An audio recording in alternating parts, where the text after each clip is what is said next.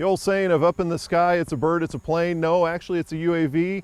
And Brian, the UAVs are used for agriculture purposes also. Yeah, there's a lot of opportunity using UAVs, UASs, drones in agriculture production today to go scout. What I mean by that is that we get a different view of a field when you get up high. And especially if you look at the corn behind us here, it really gives you a sense of how getting above a crop could really help you see what's in it, because you can't see more than 4 or 5 foot into this crop. So if you had a quarter section of corn that's at this point and you wanted to go look for a problem, let's say you have irrigation, you want to see that, getting up above it is a lot easier. And so the probably most applicable use for drones right now in cropping systems is a quick scout, because getting that bird's eye view, knowing does everything look okay? If it doesn't, I need to go here and actually have that spot pinpointed. You might not necessarily be able to tell what it is, but you go to it. So up there we're looking at maybe 60, 70 foot of altitude there.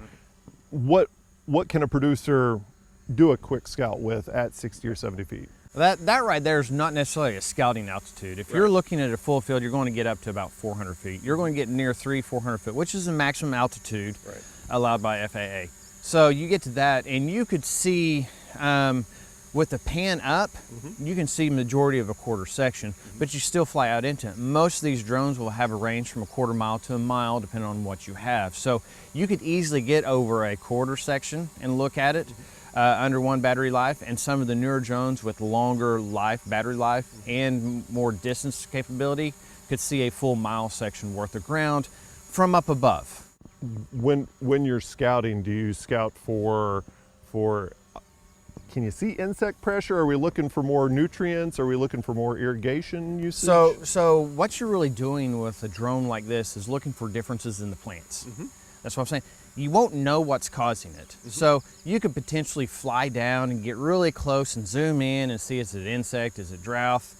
Sometimes you get close enough to tell what it is. Like in this field, we have a couple red ant mounds.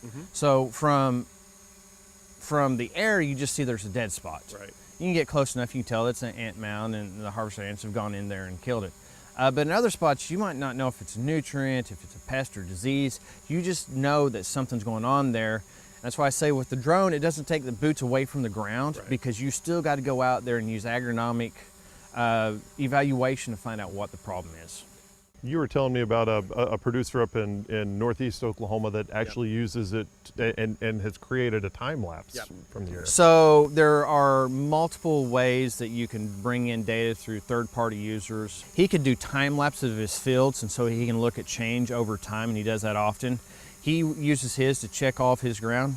Just this last year, he found where he had sent the co-op out to spread X amount of fertilizer, and he could tell there was something wrong on the outer edge. What had happened is when they spread, there was a lot left over, so they didn't do the flat rate, and then they went across out that outer edge, and you can see the pass and where he turned on and where he stopped from that second pass to empty out the rest of his bin.